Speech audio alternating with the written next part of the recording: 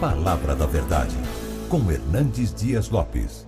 Então abra sua Bíblia comigo, Eclesiastes capítulo 6. Nós acolhemos também com muito carinho as pessoas que estão nos acompanhando virtualmente. Eclesiastes capítulo 6.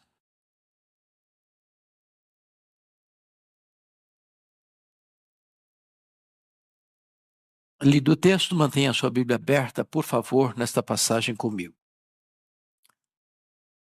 Salomão, assim, escreve: há um mal que vi debaixo do sol e que pesa sobre os homens. O homem a quem Deus conferiu riquezas, bens e honra, e nada lhe falta de tudo quanto a sua alma deseja. Mas Deus não lhe concede que disso coma, antes o estranho o come. Também isto é vaidade e grave aflição. Se alguém gerar 100 filhos e viver muitos anos, até avançada idade, e se a sua alma não se fartar do bem, e além disso não tiver sepultura, digo que um aborto é mais feliz do que ele. Pois debalde, inutilmente, vem o aborto, e em trevas se vai, e de trevas se cobre o seu nome. Não viu o sol, nada conhece. Todavia, tem mais descanso do que o outro. Ainda que aquele vivesse 2 vezes 1000 anos, mas não gozasse o bem. Porventura, não vão todos para o mesmo lugar? Todo o trabalho do homem é para sua boca, e contudo nunca se satisfaz o seu apetite. Pois que vantagem tem o sábio sobre o tolo? Ou o pobre que sabe andar perante os vivos? Melhor é a vista dos olhos do que o andar ocioso da cobiça. Também isto é vaidade, correr atrás do vento. A tudo quanto há de vir já se lhe deu o nome, e sabe-se o que é o homem, e que não pode contender com quem é mais forte do que ele. É certo que há muitas coisas que só aumentam a vaidade, mas que aproveita isso ao homem? Pois quem sabe o que é bom para o homem durante os poucos dias da sua vida de vaidade, os quais gasta como sombra? Quem pode declarar ao homem o que será depois dele debaixo do sol? Bom, eu acho que pela própria leitura vocês já perceberam que este é um dos capítulos mais sombrios da Bíblia. Talvez um dos mais difíceis também de interpretar. O tema que eu vou dar para esse texto é as decepções da vida. As decepções da vida. Bom, vamos recordar um pouquinho sobre este livro de Eclesiastes, porque agora, nessa conjuntura aqui, é muito importante. Esse livro foi escrito por Salomão. Salomão tem 3 livros escritos na Bíblia: Provérbios, Eclesiastes e Cântico dos Cânticos. Os estudiosos dizem, e eu acho que com razão, que Cântico dos Cânticos foi escrito na juventude dele. Provérbios na sua fase adulta e Eclesiastes na sua velhice. Salomão, filho de Davi, com Batseba, tornou-se o herdeiro do trono.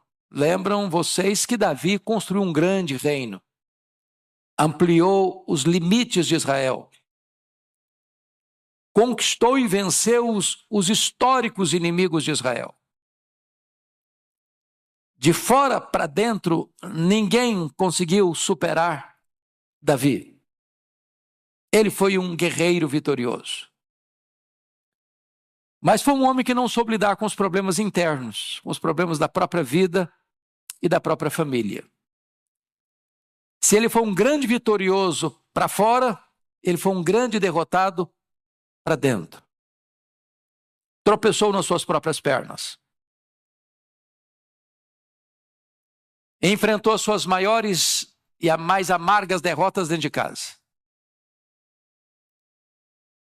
Salomão, filho de uma relação complexa, porque a mãe de Salomão era mulher do soldado Urias, e Davi casou-se com ela para esconder um pecado. Mas Deus, que é tão misericordioso e perdoador, resolve escolher o filho de Davi com Batseba para ser o seu herdeiro, o seu sucessor. E Salomão é esse homem que começa bem e termina mal. Porque vocês se lembram que quando ele assume o trono, ele pede para Deus sabedoria. Ele podia pedir o que quisesse pedir. Deus franqueou para ele.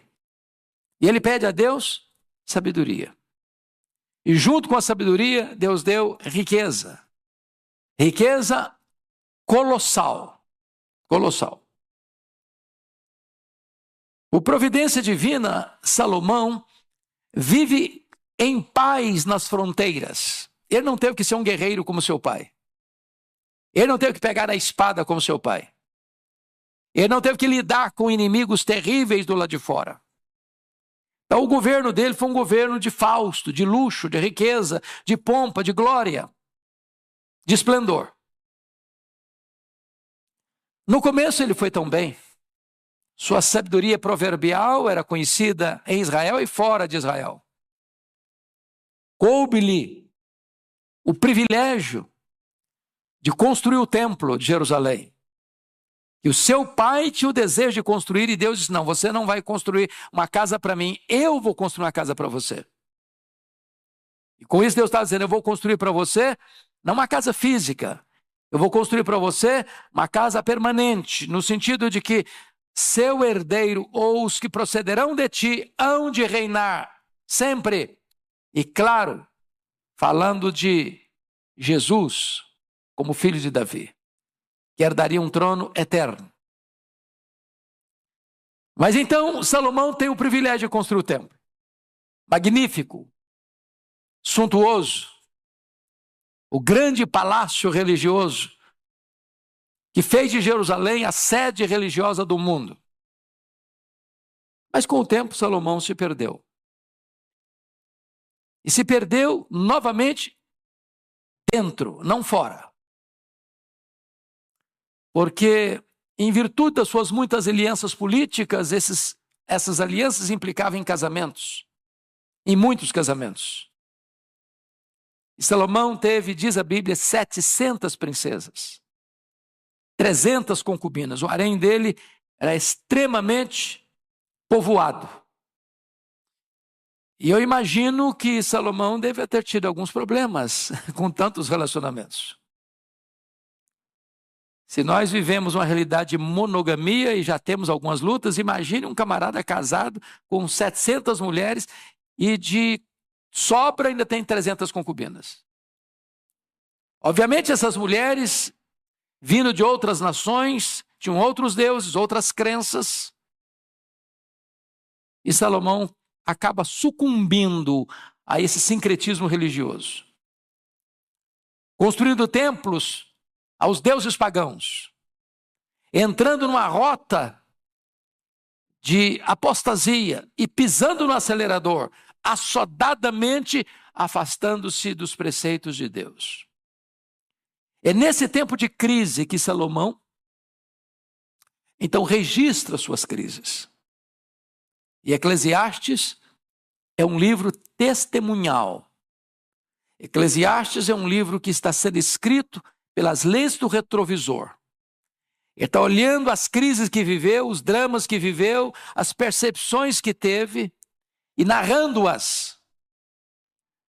Mas louvado seja Deus, ele começa bem, ele cai num abismo, mas por bondade de Deus ele encerra bem. Porque poderíamos dizer que capítulo 12 versículo de número 13. É a síntese da conclusão dele. Das buscas frustradas. Do desejo de ser feliz em tantas coisas e não conseguir. Então ele fecha não só o livro de Eclesiastes, mas a sua agenda com essa declaração: de tudo o que se tem ouvido, a suma é: teme a Deus e guarda os seus mandamentos, porque isto é o dever de todo homem. Aqui no capítulo 6, é mais um texto onde ele abre o coração e revela o que nós chamamos de as decepções da vida. E eu gostaria de perceber com vocês e observar com vocês que ele ainda está na mesma sequência de assuntos que já tratou. Que assunto que ele já tratou? E ele volta a carregar as tintas para mostrar mais uma vez esse problema. É o problema da riqueza, da insatisfação da riqueza. Então vamos dar uma recapitulada no que eu já disse. Abra aí no capítulo 2, versículos 18 a 23. 2, 18 a 23. Você pode ler comigo esses versos para a gente recordar o que eu já disse, para entrar no que ele está dizendo agora? Vamos lá? Também aborreci todo o meu trabalho, com que me afadiguei debaixo do sol, visto que o seu ganho eu havia de deixar a quem viesse depois de mim. E quem pode dizer se será sábio ou estulto? Contudo, ele terá domínio sobre todo o ganho das minhas fadigas e sabedoria debaixo do sol. Também isto é vaidade. Então me empenhei, porque o coração se desesperasse de todo o trabalho com que me afadigara debaixo do sol. Porque há homem cujo trabalho é feito com sabedoria, ciência e destreza. Contudo, deixará o seu ganho como porção a quem por ele não se esforçou. Também isto é vaidade e grande mal. Pois que tem o homem de todo o seu trabalho e da fadiga do seu coração, em que ele anda trabalhando debaixo do sol, porque todos os seus dias são dores e o seu trabalho desgosto. Até de noite não descansa o seu coração, também isso é vaidade. Já está dizendo para o camarada que trabalhou, juntou muito dinheiro, juntou uma grande fortuna, deixou uma grande herança. Quem não ralou que vai desfrutar, e ele nem sabe se o herdeiro dele vai ter sabedoria para administrar toda a riqueza que herdou. Como de fato não teve. O filho dele foi uma tragédia, o Roboão. Outro texto que trata do assunto, ao capítulo 5, a partir do verso 10. Vamos dar uma olhadinha. Verso 10 a 13. Leia comigo. 5, 10 a 13. Quem ama o dinheiro, jamais dele se farta. E quem ama a abundância, nunca se farta da renda. Também isso é vaidade. Onde os bens se multiplicam, também se multiplicam os que deles comem. Que mais proveito, pois tem os seus donos, do que os verem com seus olhos. Doce é ao sono do trabalhador, quer coma pouco, quer muito. Mas a fartura do rico não o deixa dormir. Ele está dizendo do camarada que tem muito dinheiro, mas vive perturbado. O cara pobre, trabalha, chega em casa cansado, na cultura brasileira como um bom prato de arroz com feijão, e dorme uma noite bem dormida para acordar de madrugada e começar tudo de novo. O rico, com muito dinheiro, dormindo numa cama macia, com travesseiro de pena de ganso, com lençóis de fio egípcio, com música ambiente, mas ele não dorme porque ele fica muito angustiado. Seus negócios são muito grandes, ou ele ganha muito, ou ele perde muito, e ele vive nesse estresse a vida inteira. Agora, vamos dar uma olhadinha no que ele está dizendo nos versos 1 e 2, capítulo 6, 1 e 2. Vamos começar aqui para entender o que ele está falando. Vamos lá? Há um mal que vi debaixo do sol, que pesa sobre os homens. O homem a quem Deus conferiu riquezas, bens e honra, e nada lhe falta de tudo quanto a sua alma deseja. Mas Deus não lhe concede que disso coma. Antes o estranho o come. Também isso é vaidade? Grave aflição. Qual o problema que ele está levantando aqui? É o cidadão que tem muito dinheiro, muita riqueza, muitos bens, muita honra, mas o que acontece com ele? Ele não encontra nenhuma satisfação nessas coisas. Sabe qual é o grande problema do homem? Insatisfação. Tem tudo, tem nada. Chamaríamos isso de um rico pobre. Miseravelmente pobre. O que Jesus disse para a igreja de Laodiceia: tu és rico, mas nem sabes que és miserável, pobre, cego e nu. Tem muito, mas nada satisfaz sua alma. Ele tem riqueza, ele tem bens, ele tem honra, é o cara. Todo mundo bate continência para ele. Para toda a sociedade, ele é o cara. Aplaudido aqui, condecorado lá, medalha de honra ao mérito ali, diplomas de realizações lá, mas nada daquilo preencheu o vazio do seu coração. Nada que tenhamos, meus irmãos, fica claro aqui para nós. Nós vamos examinar no texto agora.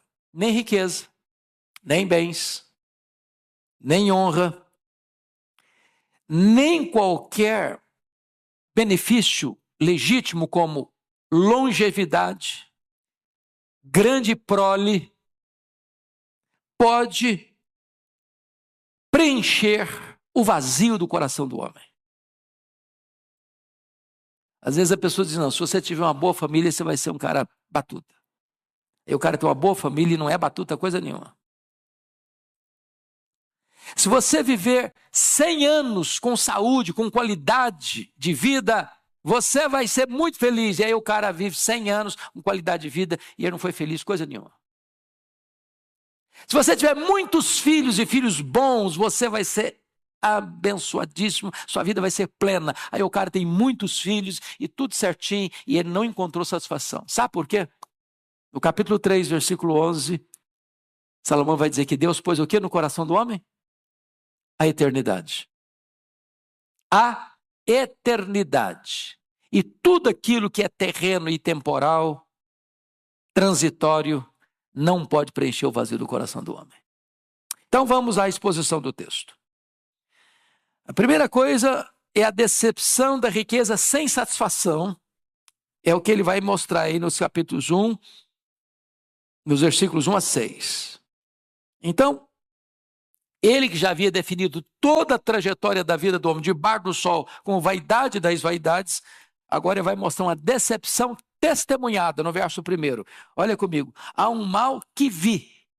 Preste atenção aqui. Ele não está filosofando.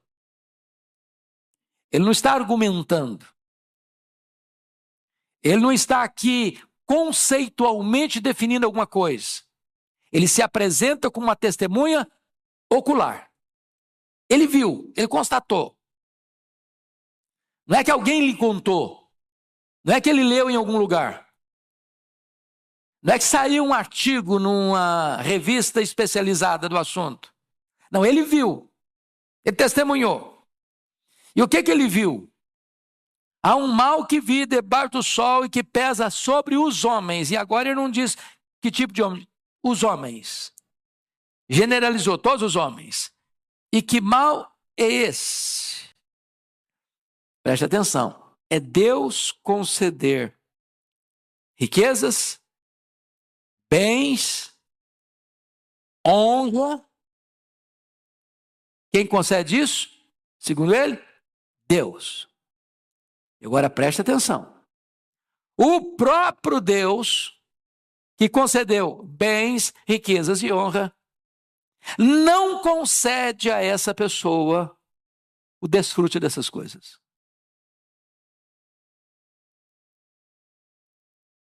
Você quer um negócio pior que isso? O cara tem tudo e não tem nada. E quem que não deixou não ter nada? Deus. Por que Deus não deixou que ele não tenha nada? Desfrutasse nada? Porque essa pessoa teve o dinheiro como seu Deus. O ídolo da sua vida. Então, quando o cara faz da riqueza, dos bens, da fama, da honra, do aplauso dos homens, do reconhecimento popular, a razão da sua vida, Deus dá a ele condições de ter dinheiro, ter muitos bens, ter muitas riquezas, ser o cara aplaudido da sociedade, o nome dele sai nas manchetes dos jornais, todo dia elogiando. E o próprio Deus está dizendo assim, tá bom, estou te dando isso aí. É o que você quer? Pode pegar. Mas tudo isso aí ainda não vai trazer sentido para a sua vida. Você vai ter uma insatisfação crônica, você vai ter um vazio maior na alma, você vai ter um buraco existencial no seu coração, e nada disso vai preencher o vazio da sua alma. Ele está dizendo que isso aí é o quê? Vi debaixo do sol o que pesa sobre os homens. É um peso, é um fardo, é um rolo compressor. Quando você vai estudar a biografia dos homens, pega a revista Forbes, a lista dos bilionários. Dá uma examinadazinha na história deles. Conheça um pouquinho mais. Você vai perceber que muitos deles têm uma vida vazia, infeliz. E a Bíblia diz, quem ama, está aqui em Provérbios, quem ama o dinheiro dele nunca se satisfaz. Eu sei que esse não é o seu problema.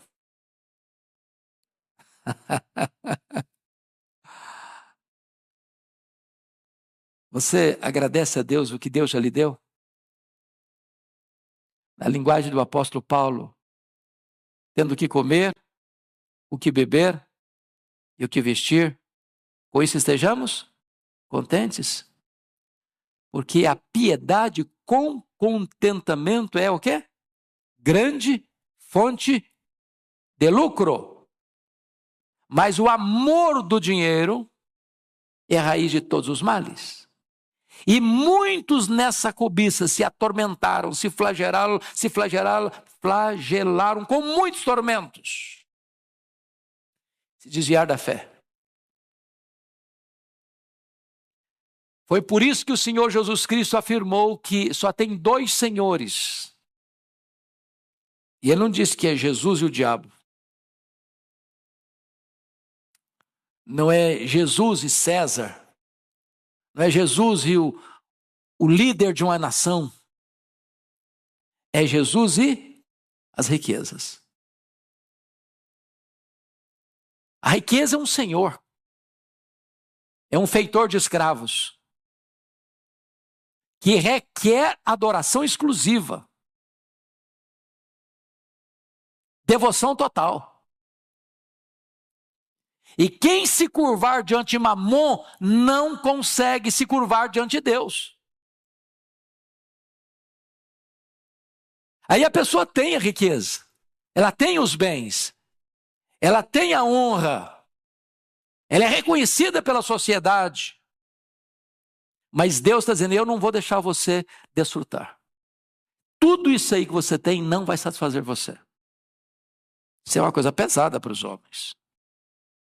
Segundo lugar, a decepção de ter riqueza, honra e prazer, mas não desfrutar de nada disso, é algo que é imposto pelo próprio Deus. Leia o 2 de novo comigo, vamos juntos.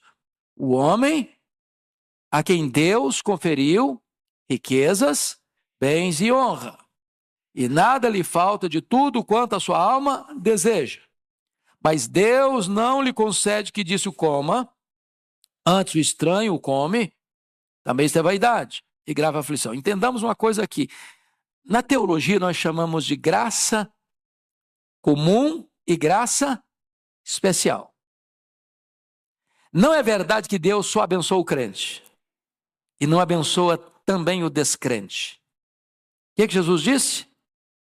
Que a chuva e o sol vêm sobre quem? Os justos e os injustos.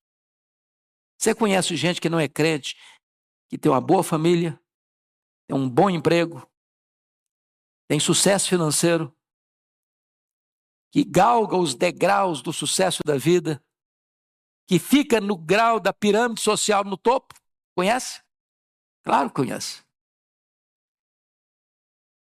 Você conhece gente não crente que tem saúde, beleza? Tem um casamento bom? Que tem filhos educados, bem-sucedidos na vida? Conhece? Claro que conhece. Como é que nós chamamos isso? Graça comum. O que é a graça especial? É a graça da salvação. É possível você receber a graça especial, ser salvo e não ser rico? E não ser famoso? E não ter os aplausos e as honras deste mundo? É claro que sim. Agora, quando você coloca os dois, o rico de coisas apenas do aqui e do agora, da graça comum, e o pobre, que tem a graça especial, a salvação em Cristo, de fato, quem é mais rico? Provérbios diz, há ricos pobres e há pobres ricos. Se você está salvo pela graça, se você é cidadão do céu, se você é herdeiro de Deus, se você é co-herdeiro com Cristo, se seu nome está escrito no livro da vida, nem todo o ouro do mundo pode comprar o que você tem e recebeu de graça. Você é riquíssimo. Riquíssimo. E o que adianta um homem ter tudo? O mundo aos seus pés. O mundo de pé aplaudindo. Se tem um buraco na sua alma. Na hora que ele partir, ele não vai levar nem um centavo. Essa é uma grande decepção descrita aqui no versículo 2. Deus dá riqueza, o cara ama o dinheiro, põe o coração no dinheiro, adora o dinheiro, serve ao dinheiro, é escravo do dinheiro, e Deus diz, então eu vou fazer uma coisa com você, eu não vou deixar você usufruir, eu não vou deixar você ter prazer, eu não vou deixar você satisfazer os anseios da sua alma, e você juntou tudo, quem vai comer é outro, quem vai usufruir é outro, quem vai desfrutar é outro. Eu não estou dizendo, irmão, que a pessoa não vai desfrutar no sentido da palavra desfrutar, não. O cara que é rico, ele vai fazer a viagem mais bonita, vai para o restaurante mais caro, ele vai para os hotéis mais requintados, ele vai rodar o mundo com seu jatinho particular, ele está desfrutando, mas aquilo não fez o quê? Preencheu o vazio do seu coração. Porque só Jesus preenche esse vazio. Só Deus satisfaz. Ele é escravo da ganância, ele é escravo da avareza. Rico, pobre, um miserável numa gaiola de ouro. Você conhece gente miseravelmente numa gaiola de ouro? Na última vez que eu estava visitando lá o palácio, lá na Inglaterra, da família real, eu fiquei pensando, meu Deus, a pessoa não pode ir num restaurante, ele não pode ir num supermercado, ele não pode dar uma passeada num outro parque a não ser o parque do palácio. Ele não pode botar a cara na rua, que vem os paparazzi. Isso é vida. Que vida é essa? Presos numa gaiola de ouro. Presos numa gaiola de ouro. Terceira coisa que ele vai apresentar aqui é a decepção da longevidade e de uma inúmera prole sem satisfação. E ele vai criar uma situação aqui. Vamos dar uma olhadinha no versículo 3. Leia comigo 3. Se alguém gerar 100 filhos e viver muitos anos, até avançada idade, se a sua alma não se fartar do bem e além disso não tiver sepultura, digo que um aborto é mais feliz do que ele. Bom, ele está criando uma hipótese e ele vai concluir. Vamos até os 6. Vamos ler 4, 5 e 6 também. Vamos lá. Pois, debalde. Para um pouquinho. O que é debalde? A palavra debalde, alguém sabe o significado? Em vão. Inutilmente. Pois, em vão, inutilmente, vem o aborto. E em trevas se vai, e de trevas se cobre o seu nome. Não viu o sol, nada conhece. Todavia, tem mais descanso do que o outro. Vamos ler os 6 juntos. Ainda que aquele vivesse 2 vezes 1000 anos, mas não gozasse o bem. Porventura, não vão todos para o mesmo lugar? Ele tá criando aqui uma hipótese, né? Ele está criando aqui uma situação irreal. De alguém que tenha o privilégio de viver 2000 anos. Alguém já viveu 2000 anos? Quem viveu mais tempo foi Matusalém. Não chegou a 1000 anos. Ele está criando aqui uma hipótese exagerada. Ainda que alguém vivesse 2000 anos. Ou seja, ganhou de todo mundo na longevidade. Campeonato da longevidade foi medalha de ouro. Nas Olimpíadas da longevidade. Quantos filhos ele teve? 100. Conhece alguém que teve 100 filhos? Bom. Ainda assim, se ele não desfrutou o bem, e o que é bem aqui? É o propósito da vida, é o sentido da vida. Deus criou você e eu para o louvor da sua glória. O fim principal do homem é glorificar a Deus e gozá-lo para sempre. Se ele não usufruiu isso, ele está dizendo, um aborto que não chegou a nascer, que não viu a luz do sol, que saiu do ventre para a sepultura, é mais feliz do que ele. É desesperadora, não? Desesperador. Salomão aqui está carregando as tintas aqui para mostrar a decepção da vida.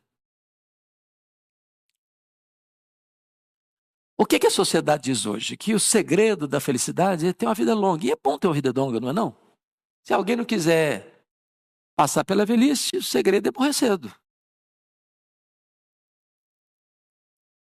Agora, a velhice, como diz o Dr. Billy Graham, não é para os fracos. Essa frase do último livro que o Billy Graham escreveu, já na fase final da vida, para mim valeu o livro. A velhice não é para os fracos. Às vezes nós queremos dourar a pílula, não é verdade? A melhor fase. Eita, Jesus, será que é mesmo? Engana que eu gosto. Né? Me engana que eu gosto. Poderia ser a fase de ouro. Tudo bem, a fase de ouro ainda vai lá. Ainda passa. Mas é uma fase que tem coisas boas e tem coisas difíceis. O que é difícil? As forças vão acabando. Aquela beleza que a gente olhava no espelho e queria olhar um pouco mais, agora você olha e já se sai correndo. Será que sou eu mesmo? Não é possível, meu Deus. Onde foi minha beleza? Quem me roubou essa beleza? As rugas vão aparecendo. Os cabelos ficam brancos ou caem, não tem jeito. É a fase das dores, tudo começa a doer. Tudo. O joelho não funciona direito mais. As pernas não obedecem à cabeça mais. Agora, o que está dizendo é o seguinte, ainda que o cara envelheça, e ele vai ganhando mais tempo, e vai envelhecendo, e ele completou 100 anos, 200 anos, 300 anos, 500 anos, 1000 anos, 1500 anos, 2000 anos, aí é o prodígio dos prodígios. Ainda que a prole do camarada seja tão numerosa que ele teve 100 filhos, campeão.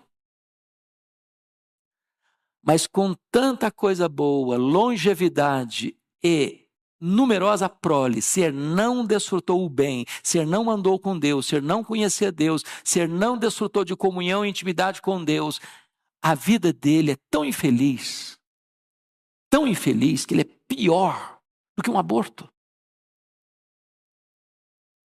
Você já pensou se um bebê que está sendo gerado no ventre da mãe pudesse falar, não, mas eu não quero morrer agora.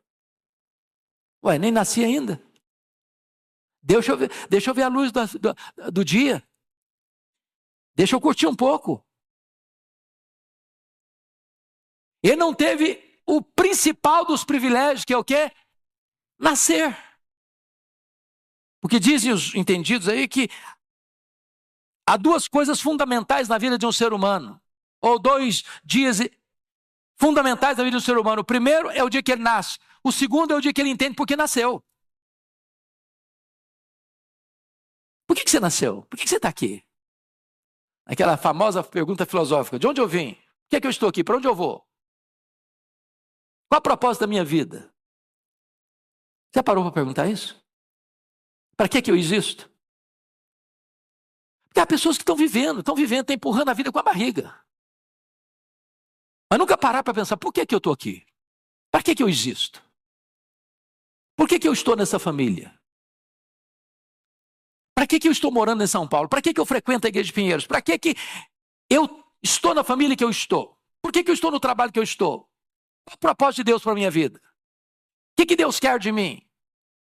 Para que eu estou aqui nessa conjuntura? Entender isso é fundamental. E esse autor está dizendo o seguinte, Salomão está dizendo o seguinte: se você, tendo as maiores bênçãos e as mais cobiçadas bênçãos, longevidade e prole numerosa, se você não entendeu isso, você é uma pessoa totalmente frustrada. Frustrada. O que ele está falando? Longevidade e prole são bênçãos da graça comum. Você conhece cara que não é crente, que morre com 100 anos? Nossa realidade aqui já é um prodígio, né? Você conhece cara que não é crente, tem uma família numerosa, e baixa a sepultura sem nunca ter a dor de ver um filho morrer? Não é uma coisa maravilhosa? Mas sem Jesus, até isso não satisfaz o coração. Quando eu vou para a Bíblia, eu encontro algumas pessoas, por exemplo, em relação a prole. O Roboão, filho do Salomão, a Bíblia não diz quantos filhos teve aqui, mas o Roboão, filho dele, de Salomão, sabe quantas mulheres ele teve? 18. O pai teve 1000. O filho teve 18. Teve 60 concubinas. Então, era um cara meio perturbado também, né, não? Vocês estão falando de 78 mulheres.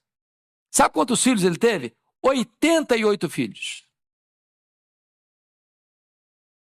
Bom, se for olhar do ponto de vista humano, esse cara aí é o cara, né? Foi uma tragédia. Ele foi uma tragédia. O reino de seu pai, tão suntuoso, foi rasgado. 10 das 12 tribos saíram do comando dele. Você pega a história de um Gideão. Quem está lembrado aqui do o juiz Gideão? Levanta a mão se você ouviu falar em Gideão. Todo mundo aqui, não já? Todo mundo. Sabe quantos filhos Gideão teve? 70. 70 filhos. Eu tenho certeza que não lembrava o nome de todos. Certeza. Eu ia chamar o José e queria chamar o Antônio. Ô José, ô Antônio, talvez o 50º era o filho que eu queria chamar. Sabe o que aconteceu com ele? Ele teve um filho fora do casamento. Sabe como é chamar esse filho? Abimeleque. Sabe o que aconteceu com esse filho fora do casamento? Seduziu o povo para dizer o seguinte: não escolha um dos filhos como rei, não, como líder, não. Porque tem muitos lá, a competição vai ser grande. Eu sou único. Então, me indiquem como líder que vai ser melhor para vocês. Indicaram-no. Sabe o que aconteceu? Começo do governo dele, ele matou os 70 irmãos num dia só. Ele matou os 70 irmãos num dia só. Você já imaginou o que é isso? O fato de alguém ter longevidade, o fato de alguém ter prole, o fato de alguém ter riqueza, o fato de alguém ter bens, o fato de alguém ter honra, em si mesmo, não faz o quê? Preenche o vazio da alma.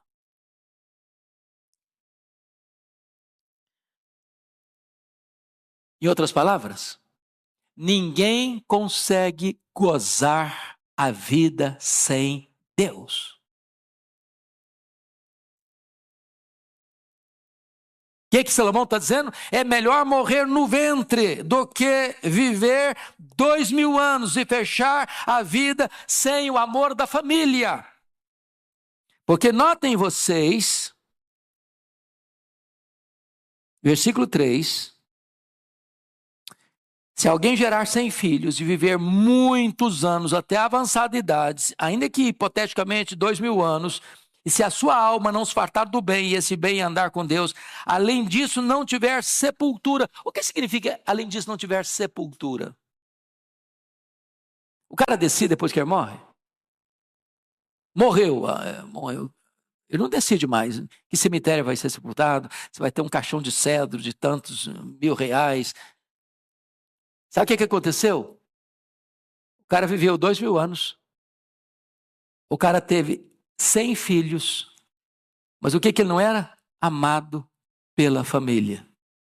Não teve ninguém da própria família para sepultá-lo. Ele foi sepultado como indigente. É claro que Salomão está criando um fato hipotético aqui para retratar para nós até que ponto um homem pode ir na busca da satisfação pessoal, da realização pessoal sem Deus. Sem Deus. Vamos ao outro ponto do texto. A decepção do trabalho sem contentamento. O trabalho é uma bênção, gente? Quem acredita que o trabalho é uma bênção aqui? Todo mundo, né? E tem gente que acha que o trabalho é consequência do pecado. Não, de jeito nenhum. Quero saber quem inventou o trabalho. Não, você quer saber? Dou o endereço CPF. Foi Deus. Quem inventou o trabalho foi Deus. Antes da queda. Depois da queda, o trabalho se tornou penoso. Mas depois da glorificação, nós vamos trabalhar novamente sem peso. Que nós o serviremos. E eu fico até imaginando essa cena, meus irmãos. E alguém já disse que se com esse corpo nosso, tão frágil e tão limitado, nós conseguimos fazer coisas tão esplêndidas. Imagine você com um corpo glorificado. Imortal, incorruptível, glorioso, poderoso, espiritual, celestial, semelhante ao corpo da glória do Senhor Jesus, nós o serviremos sem cansaço, sem fadiga, sem estresse, sem limitações. Para sempre. Eu pergunto a você, as pessoas trabalham só porque precisam sobreviver? Você pega um cara hoje multibilionário, você falasse assim, a partir de hoje eu só vou ficar deitado na minha cama porque o que eu já ganhei vai dar para eu viver 100 anos sem precisar trabalhar. Claro, conseguiria. Por que ele trabalha? Porque o trabalho dignifica o ser humano. O trabalho faz parte da própria vida humana. A ociosidade é uma tragédia. É por isso que os estudiosos dizem que o camarada que se aposenta e veste um pijama, ele morre logo em seguida.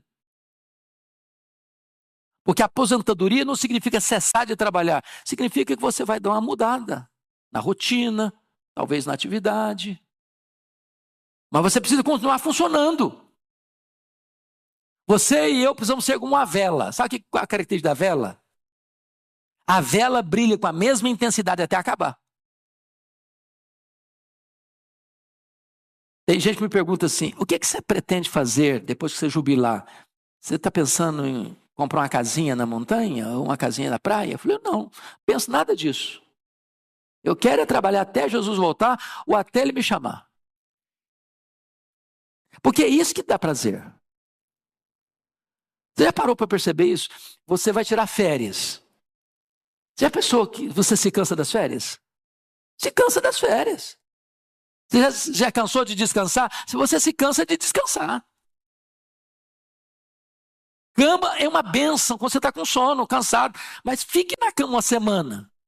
Você vai ficar na cama uma semana. Vou trazer café da manhã, vou trazer almoço, vou trazer jantar, vou trazer suquinho gelado. Daqui uma semana você não aguenta mais. Você está louco. Então, vamos ver o trabalho agora, o que vai dizer para nós. Versículos 7 a 9. Leia comigo. 6, 7 a 9. Juntos, vamos lá. Todo trabalho do homem é para a sua boca. E contudo, nunca se satisfaz seu apetite. Pois que vantagem tem o sábio sobre o tolo? Ou o pobre que sabe andar perante os vivos? Melhor é a vista dos olhos do que o andar ocioso da cobiça. Também isso é vaidade. Correr atrás do vento. Então ele está chamando aqui algumas coisas importantes. É muito triste o homem que só trabalha para comer. Muito triste.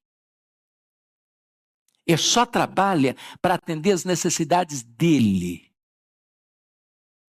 Jesus disse lá em João 4, a minha comida consiste em fazer a vontade daquele que me enviou.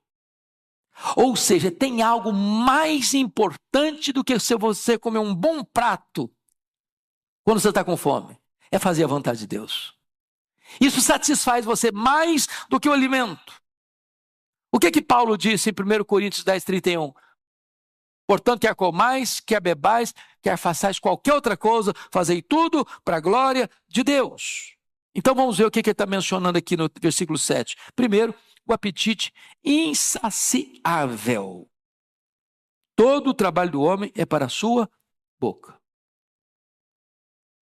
Contudo, nunca se satisfaz o seu apetite. É come, come, come, come. E ele vai ter vontade de comer de novo, de novo e de novo. E ele nunca está o quê? Satisfeito. Quando Jesus diz assim, eu sou o pão da vida. Quem de mim se alimenta nunca mais terá fome. De que pão ele está falando? Do pão físico? Material? Não. Não. Ele está falando de uma satisfação que o pão da terra não pode dar. Ele está falando de uma satisfação interior que só Deus pode satisfazer. Meus irmãos, se nós pudéssemos hoje aqui escolher, selecionar as 10 coisas mais prazerosas da vida, do ponto de vista humano e terreno. Lembra aqueles livros lá, 100 lugares que você precisa conhecer antes de morrer? 100 isso que você precisa fazer antes de morrer? Hipoteticamente, imagine que você fizesse todas 100. Preencheria o vazio? Imagine que nós fôssemos selecionar aqui os 10 ou os 100 hotéis mais chiques do mundo e você fosse a cada um deles. Ou que você tivesse uma seleção dos 100 melhores restaurantes do mundo e você fosse em cada um deles. Ao final, você estaria com o peito preenchido, com o vazio preenchido? Agora sim, agora estou feliz. Não estaria, não.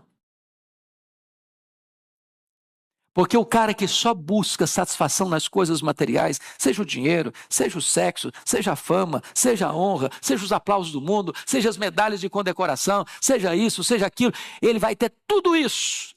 E Deus está dizendo, eu não vou deixar você ter prazer em nada disso. Nada disso vai preencher o vazio do seu coração.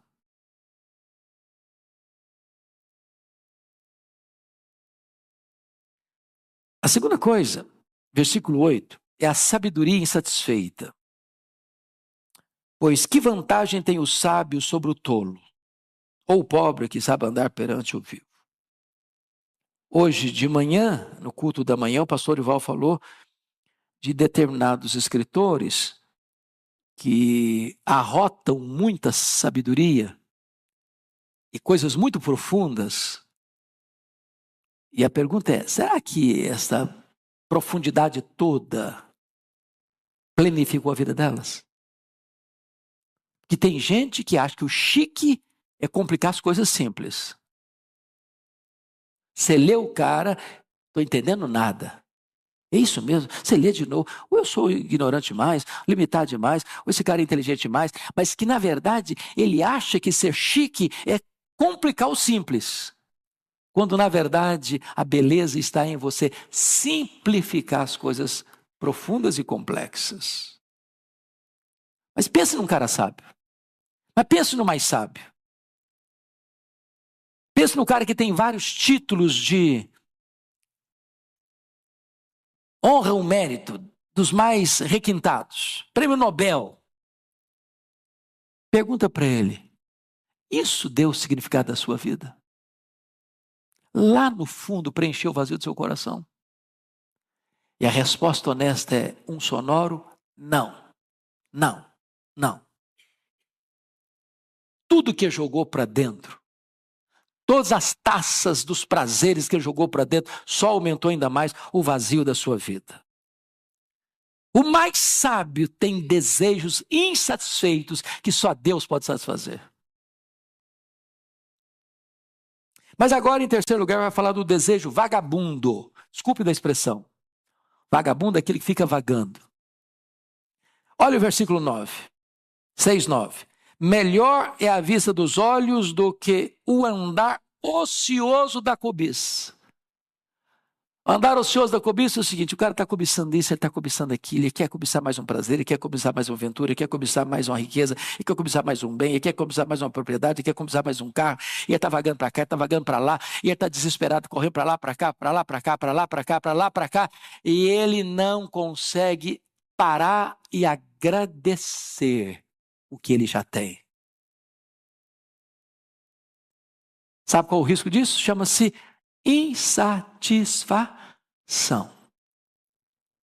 Eva, num determinado momento, junto com Adão, imaginaram que o Éden era um lugar muito bichuruco, muito, muito, muito medíocre, que eles mereciam mais.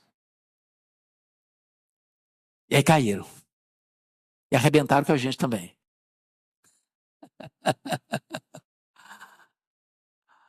O que aconteceu com o filho pródigo? O filho pródigo tinha a casa do pai, tinha o irmão, tinha pão com fartura, tinha servos na casa, tinha todo o glamour de uma família abastecida e abastada. De repente ele pensou, não, isso aqui não vale nada.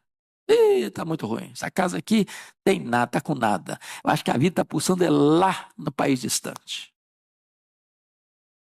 Meus irmãos, toda vez que o ser humano acha que ele merece mais, que o que ele tem não é bom, não é suficiente, ele vai ser um eterno infeliz.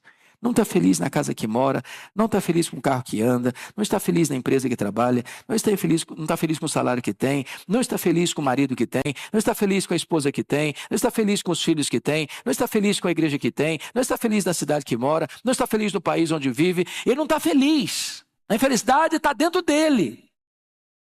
Tem satisfeito. E aí é a porta da tentação. Aí é o quintal do inferno. Aí é a antessala da perdição. É por isso que Paulo escreve para Timóteo o seguinte: a piedade com contentamento é grande fonte de lucro.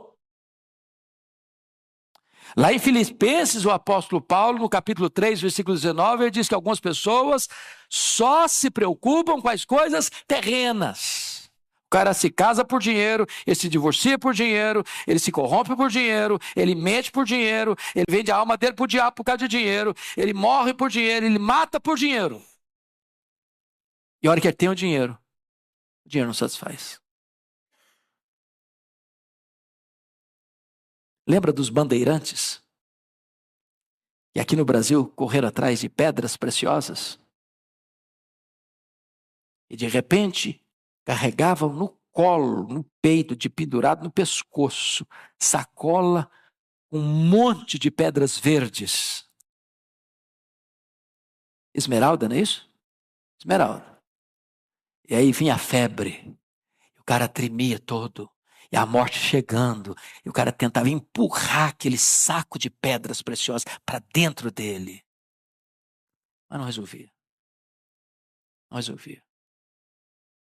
Preocupação com as coisas materiais. Melhor é você ter o pouco com desfrute que ter muito e não usufruir nada. E quando eu falo usufruir, eu não estou nem falando no aspecto de poder comprar a melhor roupa, ir no melhor restaurante, comprar o melhor carro, morar na melhor casa.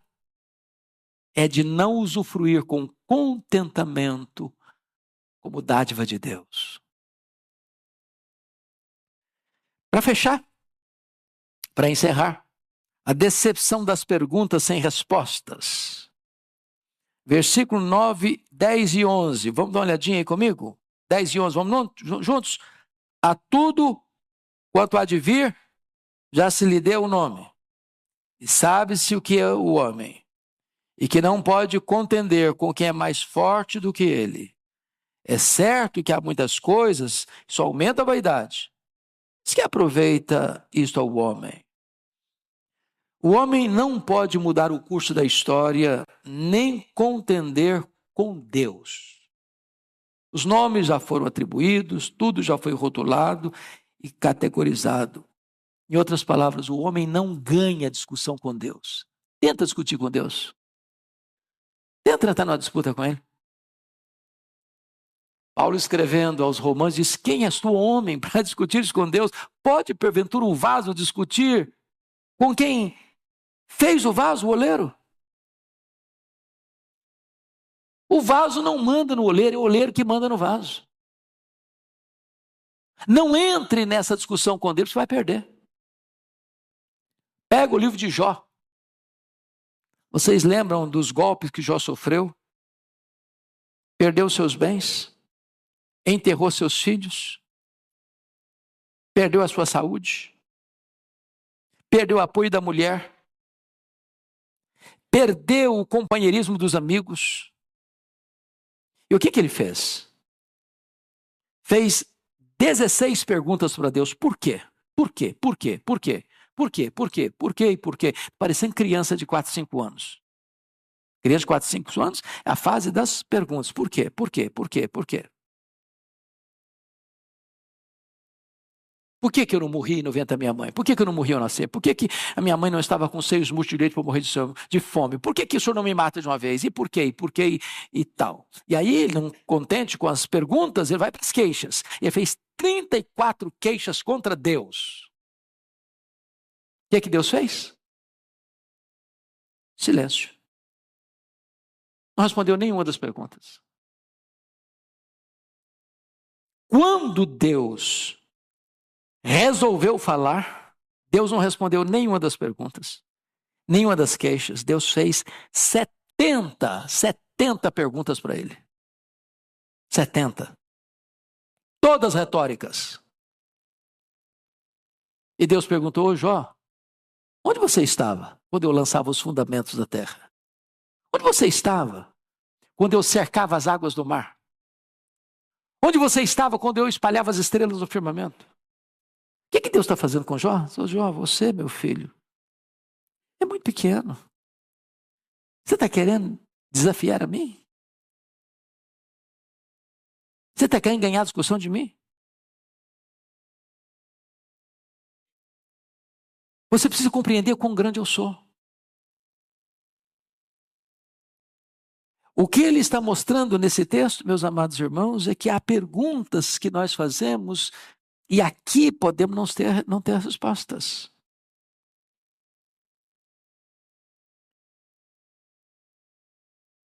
Quem há muitas coisas, a tudo quanto há de vir, já se lhe deu o nome, sabe-se o que é o homem e que não pode contender com quem é mais forte do que ele. Quem é mais forte que o homem?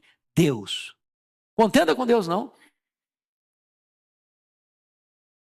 Você não é mais sábio que ele. Você não é mais bom do que ele.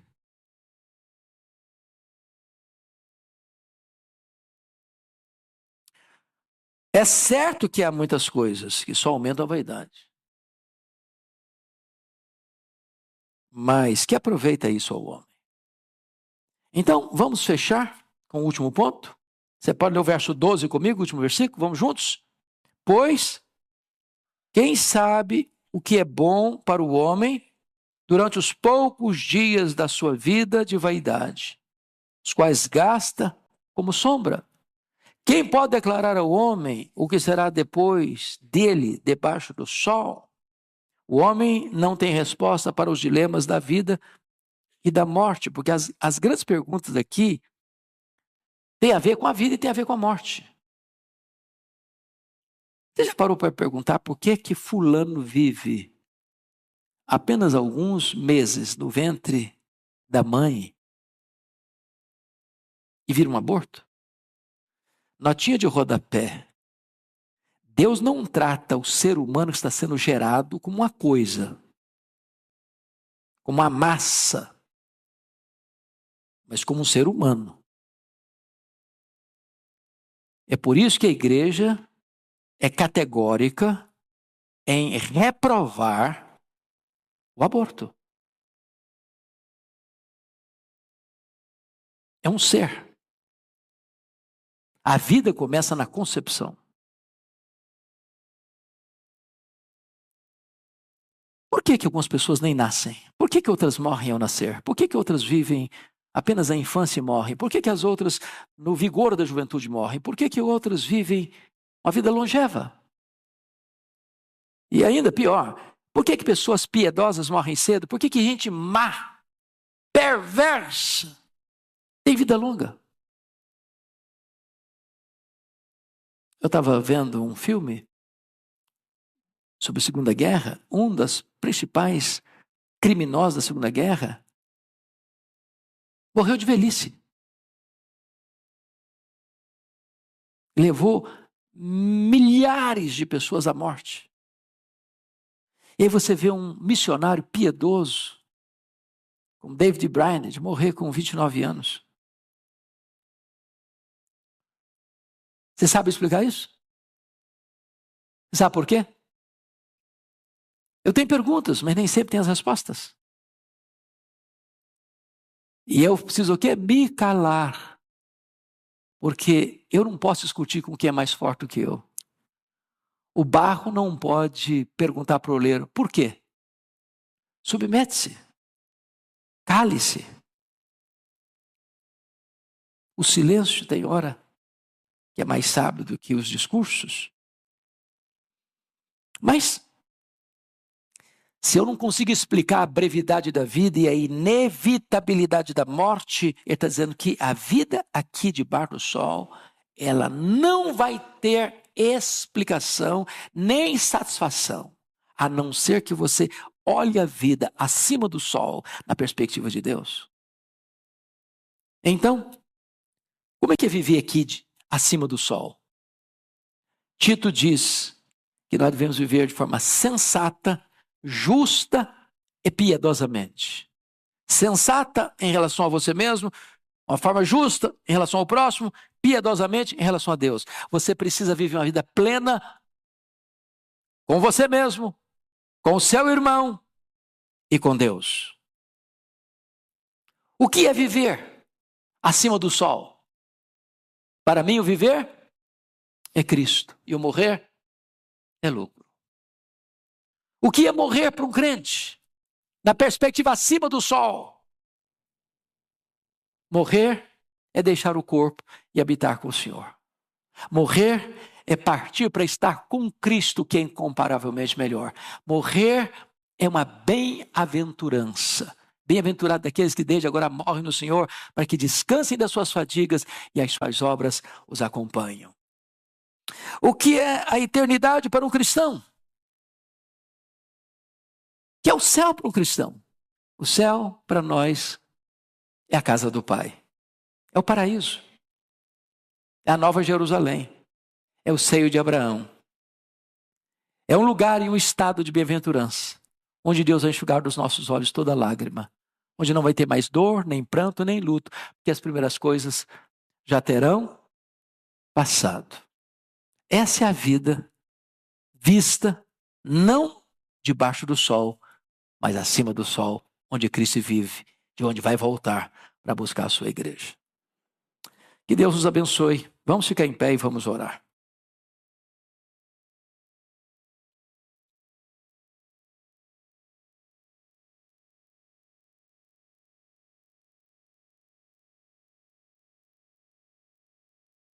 As coisas do aqui não satisfazem.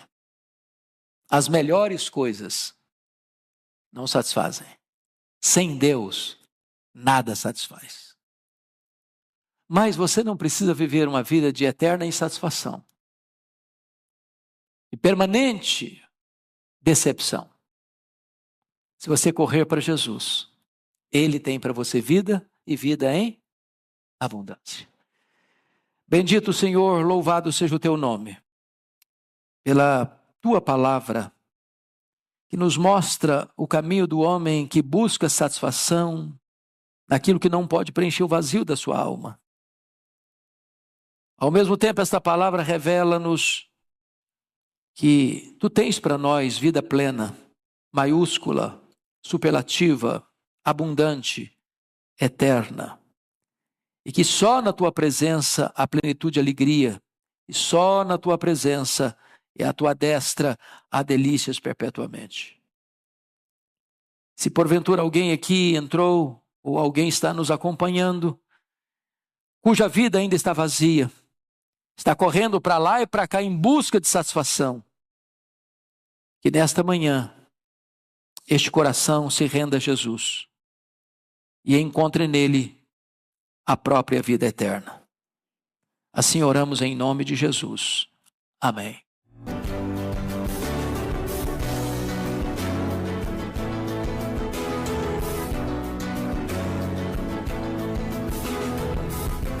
Palavra da Verdade, com Hernandes Dias Lopes.